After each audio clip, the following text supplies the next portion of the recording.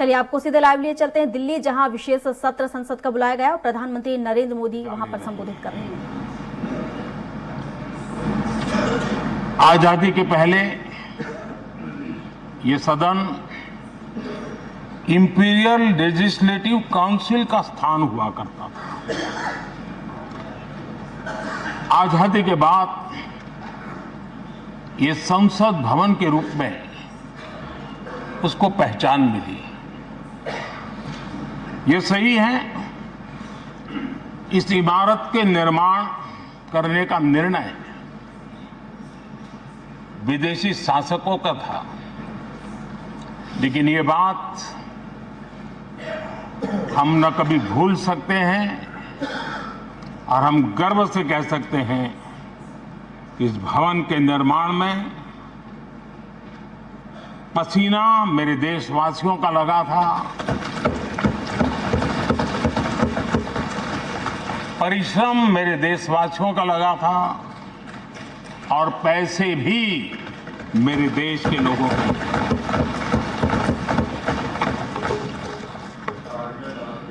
इस 75 वर्ष की हमारी यात्रा ने अनेक लोकतांत्रिक परंपराओं और प्रक्रियाओं का उत्तम से उत्तम सृजन किया है और इस सदन में रहे हुए सबने उसमें सक्रियता से योगदान भी दिया है और साक्षी भाव से उसको देखा भी है।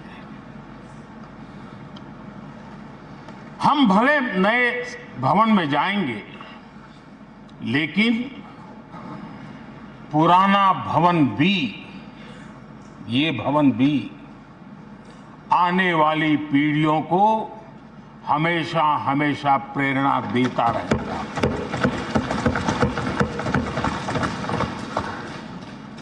ये भारत के लोकतंत्र की स्वर्णिम यात्रा का एक महत्वपूर्ण अध्याय है, जो सारी दुनिया को भारत की रगों में लोकतंत्र का सामर्थ्य कैसे है इसका परिचित कराने का काम इस इमारत से होता रहेगा। आदरणीय अध्यक्ष जी, अमृतकाल की प्रथम प्रभा का प्रकाश राष्ट्र में एक नया विश्वास, नया आत्मविश्वास, नया उमंग, नए सपने, नए संकल्प और राष्ट्र का नया सामर्थ्य उसे भर रहा है। चारों तरफ आज भारतवासियों की उपलब्धि की चर्चा हो रही है और गौरव के साथ हो रही है। ये हमारे 75 साल के संसदीय इतिहास का एक सामूहिक प्रयास का परिणाम है, जिसके कारण विश्व में आज वो गूंज सुनाई दे रही है। आदरणीय अध्यक्ष जी, चंद्रयान 3 की सफलता न सिर्फ पूरा भारत, पूरा देश अभिभूत है और इसमें भारत के सामर्थ्य का एक नया रूप, जो आधुनिकता से जुड़ा है, जो विज्ञान से जुड़ा है, जो टेक्नोलॉजी से जुड़ा है, जो हमारे वैज्ञानिकों के सामर्थ्य से जुड़ा है, जो 140 करोड़ देशवासियों के संकल्प की शक्ति से जुड़ा हुआ है, वो देश और दुनिया पर एक नया प्रभाव पैदा करने वाला है।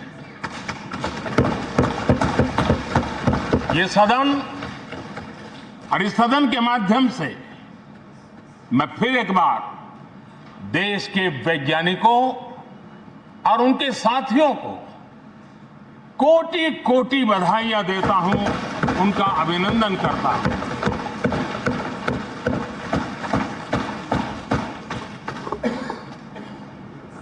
आदरणीय अध्यक्ष जी,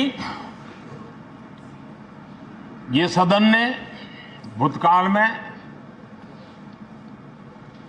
जब नेम की समिट हुई थी, सर्वसम्मति से प्रस्ताव पारित करके देश के इस प्रयास को सराहा था। आज G20 की सफलता को भी आपने सर्वसम्मति से सराहा है। मैं मानता हूं देशवासियों का आपने गौरव बढ़ाया है। मैं आपका आभार व्यक्त करता हूं। G20 की सफलता 140 करोड़ देशवासियों की है। ये भारत की सफलता है, किसी व्यक्ति की सफलता नहीं है, किसी दल की सफलता नहीं है। भारत के फेडरल स्ट्रक्चर ने, भारत की विविधता ने 60 स्थानों पर 200 से अधिक समिट और उसकी मेजबानी हिंदुस्तान के अलग अलग रंग रूप में देश की अलग अलग सरकारों ने बड़े आन बान शान से की और ये प्रभाव पूरे विश्व भर के मन पर पड़ा हुआ है। ये हम सबके सेलिब्रेट करने वाला विषय है, देश के गौरवगान को बढ़ाने वाला है। और जैसा आपने उल्लेख किया, भारत इस बात के लिए गर्व करेगा, जब भारत अध्यक्ष रहा उस समय अफ्रीकन यूनियन इसका सदस्य बना। मैं उस इमोशनल पल को भूल नहीं सकता हूं जब अफ्रीकन यूनियन की घोषणा हुई और अफ्रीकन यूनियन के प्रेसिडेंट, उन्होंने एक इंटरव्यू में कहा कि मेरे जीवन में ऐसी पल थी, शायद मैं बोलते बोलते रो पड़ूंगा। आप कल्पना कर सकते हैं कि कितनी बड़ी अपेक्षा और आशाएं पूरी करने का काम भारत के भाग्य में आया। आदरणीय अध्यक्ष जी, भारत के प्रति शक करने का एक स्वभाव कई लोगों का बना हुआ है और जब आजादी मिली तब से चल रहा है। इस बार भी यही था, कोई डिक्लेरेशन नहीं होगा, असंभव है। लेकिन ये भारत की ताकत है कि वह भी हुआ और विश्व सर्वसम्मति से एक साझा घोषणा पत्र लेकर के आगे का रोड मैप लेकर के यहां से प्रारंभ हुआ है। और अध्यक्ष जी, आपके नेतृत्व में, क्योंकि भारत की अध्यक्षता नवंबर के आखिरी दिन तक है, इसलिए अभी हमारे पास जो समय है उसका उपयोग हम करने वाले हैं। और आपकी अध्यक्षता में दुनिया भर के ये जो G20 के सदस्य हैं, P20 पार्लियामेंट के स्पीकर्स की एक समिट, जैसे आपने घोषणा की, सरकार का आपके इस प्रयासों को पूरा समर्थन रहेगा, पूरा सहयोग रहेगा। आदरणीय अध्यक्ष जी, हम सबके लिए गर्व की बात है कि आज भारत विश्व मित्र के रूप में अपनी जगह बना पाया है। पूरा विश्व भारत में अपना मित्र खोज रहा है, पूरा विश्व भारत की मित्रता को अनुभव कर रहा है। और उसका मूल कारण है हमारे जो संस्कार है, वेद से विवेकानंद तक जो हमने पाया है। सबका साथ सबका विकास का मंत्र आज विश्व को हमें साथ लाने में जोड़ रहा है। आदरणीय अध्यक्ष जी, ये सदन से विदाई लेना एक बहुत ही भावुक पल है। परिवार भी अगर पुराना घर छोड़कर के नए घर जाता है तो बहुत सारी यादें कुछ पल के लिए उसको झकझोर देती है। और हम जब ये सदन को छोड़ के जा रहे हैं तो हमारा मन मस्तिष्क भी उन भावनाओं से भरा हुआ है, अनेक यादों से भरा हुआ है। खट्टे मीठे अनुभव भी रहे हैं, नोकझोंक भी रही है, कभी संघर्ष का माहौल भी रहा है। और कभी इसी सदन में उत्सव और उमंग का माहौल भी रहा है। ये सारी स्मृतियां हमारे साथ हम सबकी साझी स्मृतियां हैं, ये हम सबकी साझी विरासत है और इसलिए इसका गौरव भी हम सबका साझा है।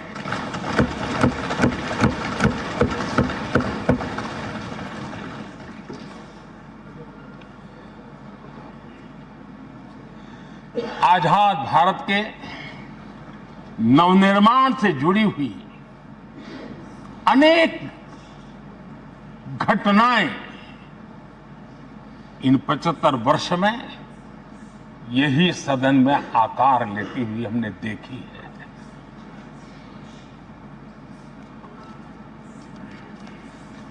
आज हम जब इस सदन को छोड़ करके नए सदन की ओर प्रस्थान करने वाले हैं, तब भारत के सामान्य मानवीय की भावनाओं को जहां जो आदर मिला है, सम्मान मिला है, उसकी अभिव्यक्ति का भी एक अवसर है। और इसलिए आदरणीय अध्यक्ष जी, मैं पहली बार जब संसद का सदस्य बना और पहली बार एक सांसद के रूप में इस भवन में मैंने प्रवेश किया, तो सहज रूप से मैंने इस संसद भवन के डोर पक्ति पर अपना शीश झुका करके इस लोकतंत्र के मंदिर को श्रद्धा भाव से नमन करते हुए मैंने पैर रखा था। वो पल मेरे लिए भावनाओं से भरी हुई थी, मैं कल्पना नहीं कर सकता था। लेकिन भारत के लोकतंत्र की ताकत है,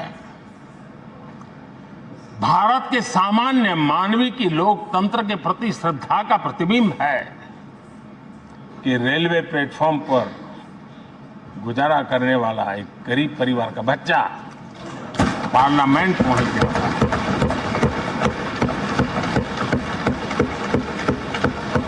मैंने कभी कल्पना तक नहीं की थी कि देश मुझे इतना सम्मान देगा, इतना आशीर्वाद देगा, इतना प्यार देगा। सोचा नहीं था अध्यक्ष जी। आदरणीय अध्यक्ष जी, हम में से बहुत लोग हैं जो संसद भवन के अंदर जो चीजें लिखी गई उसको पढ़ते भी रहते हैं, कभी कभी उसका उल्लेख भी करते हैं। हमारे यहाँ संसद भवन के प्रवेश द्वार पर एक छांदोग्य उपनिषद का एक वाक्य है, लोक द्वारम करके पूरा वाक्य है। उसका मतलब ये होता है कि जनता के लिए दरवाजे खोलिए और देखिए कि कैसे वो अपने अधिकारों को प्राप्त करती है। हमारे ऋषि मुनियों ने ये लिखा हुआ हमारे प्रवेश द्वार पर लिखा हुआ। हम सब और हमारे पहले जो यहां रहे हैं वो भी इस सत्यता के साक्षी है। आदरणीय अध्यक्ष जी, समय रहते जैसे जैसे वक्त बदलता गया, ये हमारे सदन की संरचना भी निरंतर बदलती रही है और अधिक समावेशी बनती गई है। समाज के हर वर्ग का प्रतिनिधि विविधताओं से भरा हुआ इस सदन में नजर आता है। अनेक भाषाएं हैं, अनेक बोलियां, अनेक पहरवेश है, अनेक खानपान है। सदन के अंदर सब कुछ है और समाज के सभी तबके के लोग, चाहे वो सामाजिक रचना के हो, चाहे आर्थिक रचना के हो, चाहे गांव या शहर के हो, एक प्रकार से पूर्ण रूप से समावेशी वातावरण सदन में पूरी ताकत के साथ जन सामान्य की इच्छा आकांक्षाओं को प्रकट करता रहा है। दलित हो, पीड़ित हो, आदिवासी हो, पिछड़े हो, महिलाएं हो, हर एक का धीरे धीरे धीरे योगदान बढ़ता चला गया है। आदरणीय अध्यक्ष जी, प्रारंभ में महिलाओं की सदस्य संख्या कम थी, लेकिन धीरे धीरे माताओं बहनों ने भी इस सदन की गरिमा को बढ़ाया है। इस सदन के गरिमा में बहुत बड़ा बदलाव लाने में उनका योगदान रहा है। आदरणीय अध्यक्ष जी, प्रारंभ से अब तक एक मोटा हिसाब लगाता था, करीब 7,500 से अधिक जनप्रतिनिधि दोनों सदनों में मिलाकर के योगदान दे चुके हैं। इतने सालों में 7,500 से करीब ज्यादा। इस कालखंड में करीब 600 महिला सांसदों ने भी इस सदन की गरिमा को बढ़ाया है, दोनों सदन की। और आदरणीय अध्यक्ष जी, आप जानते हैं कि सदन में आदरणीय इंद्रजीत गुप्ता जी 43 ईयर, अगर मेरी गलती नहीं हो तो 43 ईयर इस सदन में लंबा समय बैठ करके इस सदन के साक्षी बनने का उनको सौभाग्य मिला। और यही सदन है आदरणीय अध्यक्ष जी, जहां शकीकुर रहमान जी 93 की एज में भी सदन में अपना योगदान देते रहे, जबकि उनकी उम्र 93। और आदरणीय अध्यक्ष जी, ये भारत के लोकतंत्र की ताकत है कि 25 साल की उम्र की चंद्रमणि मुर्मू इस सदन की सदस्य बनी थी। सिर्फ 25 साल की उम्र की, सबसे छोटी उम्र की सदस्य बनी थी। आदरणीय अध्यक्ष महोदय, वाद विवाद, कटाक्ष, ये सब कुछ हम सब ने अनुभव किया है, हम सब ने इनिशिएट भी किया है, कोई बाकी नहीं है। लेकिन उसके बावजूद भी शायद जो परिवार भाव हम लोग